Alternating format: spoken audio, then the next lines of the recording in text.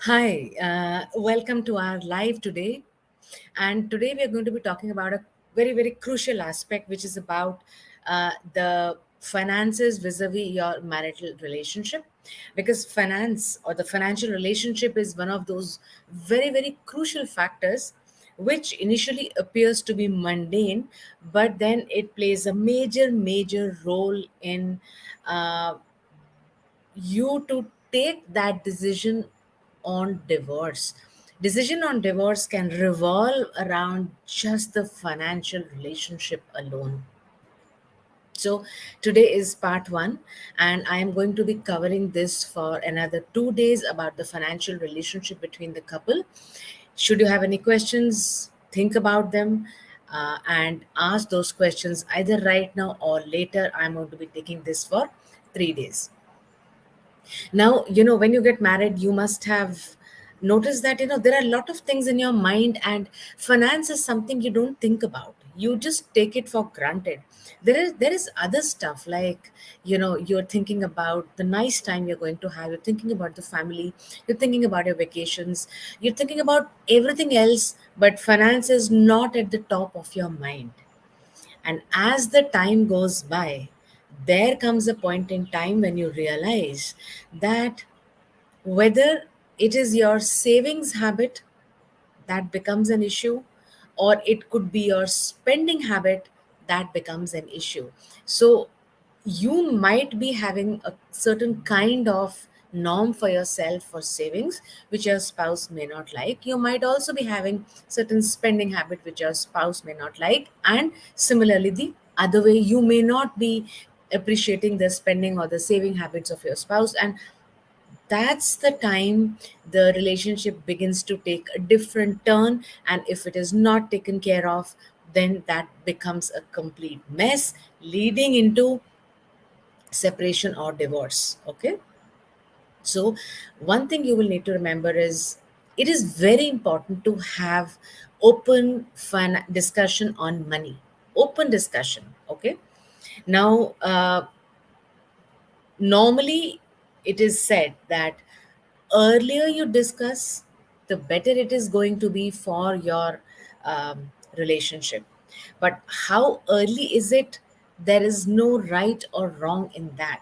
The benchmark is that the earliest would be um, when you both are wanting to take a joint decision with regards money. There is something that might have come up which needs a joint decision.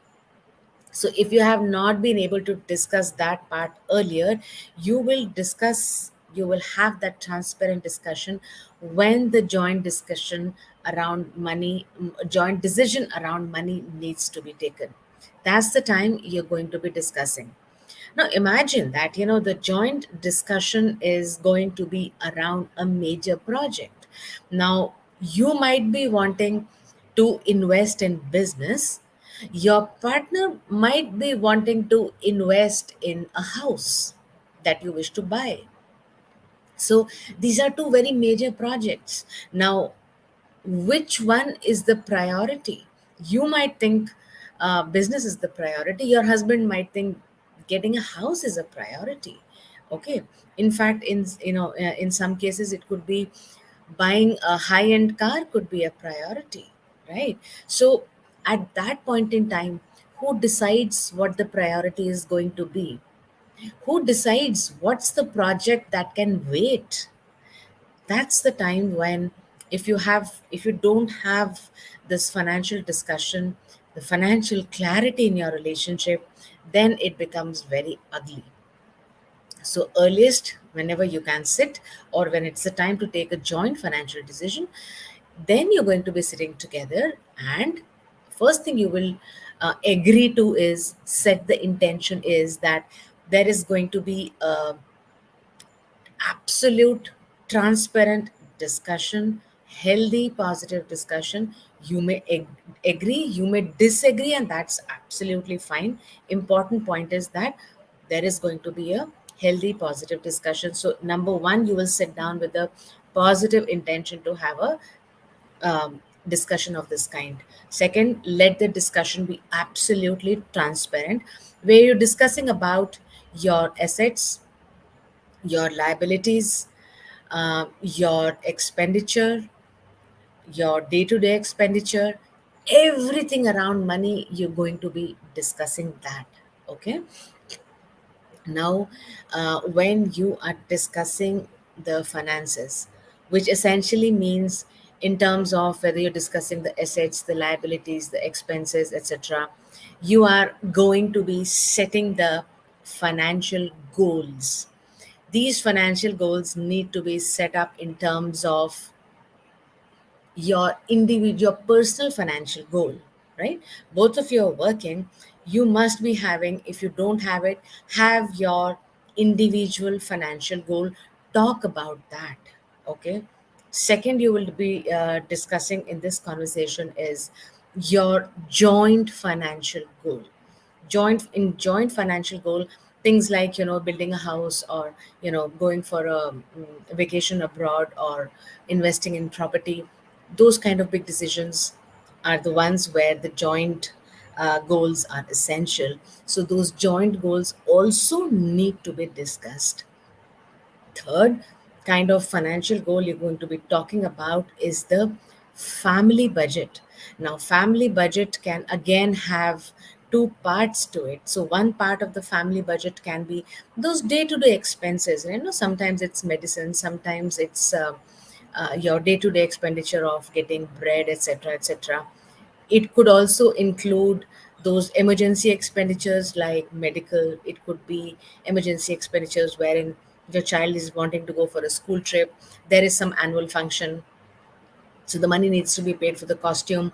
Those kind of things also need to be discussed. So financial goals of you as individual, together for both of you, for the family budget. And when you're discussing your individual and your couple goals, financial goals, you're also talking about the future.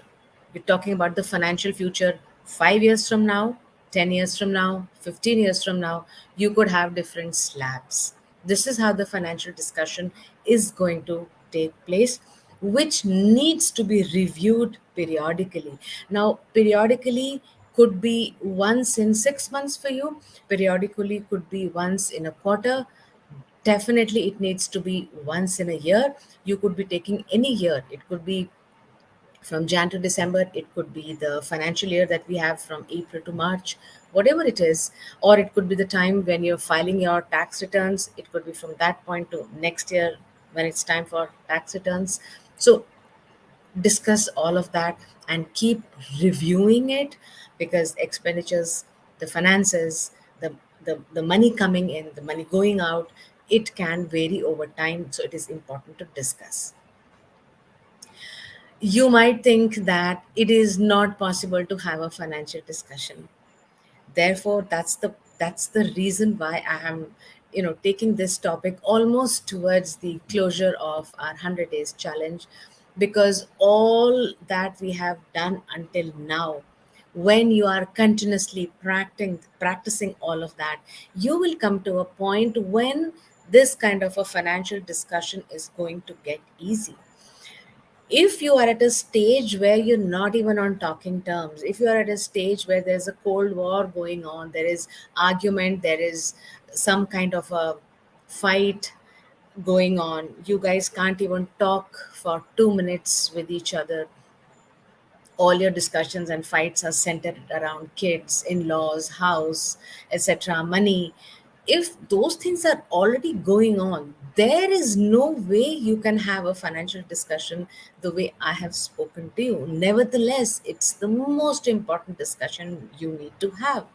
Hence, if you are still at a stage where you've not started your journey wherein you can be together, therefore, I am requesting you to watch these 75 videos that have already been put for you. Start to work on that. Reach a point where you know now you're comfortable to have a discussion on money, and then have this discussion. I will be taking up part two of this discussion tomorrow. So, meanwhile, if you have any questions that you want me to take up, Please do feel free to write, and I will take up those questions for you. uh, I will just answer this. There is one person who is asking for who's asking the yesterday's question, which is okay. Before I answer her question, I want you to um, let me know if everything is clear. Then write in the comment box, I am clear. If not, whatever your questions are, please write them either privately or in the comment box so that I can help you work on those questions, right? She's asking, can you guide on some questions or pointers to arrive at the set point in relationships? All right, great question, Komal. Thank you so much for asking this. Some questions or pointers to arrive at set point. First, you got to decide what your set point is. So, assuming that your set point, suppose, is at 8, one of the things is that, say, for instance, you've taken the point of respect. Okay, now, the respect point of respect can mean whatever respect means to you. I am just giving some pointers to that. So, say for instance, if you've taken respect for that, it could be that no matter how much of difference of opinion we might have, we will be respecting each other in the way we talk, wherein we are not going to be using any kind of abusive language. That could be one. Another pointer to respect could be that when we are talking and there could be a point of disagreement, we might be getting into an argument, but at the same time, we will ensure that when that conversation is on, the other person who's not liking the conversation will not move out, because sometimes it happens the conversation gets so heated and so demeaning that one person just bangs the door and leaves the room. Okay, so the decision is that because we respect each other, we are going to listen to the other's point of view. Even if I don't agree, I'm not going to walk out, you're not going to walk out. Okay, that could be another pointer as far as respect is concerned.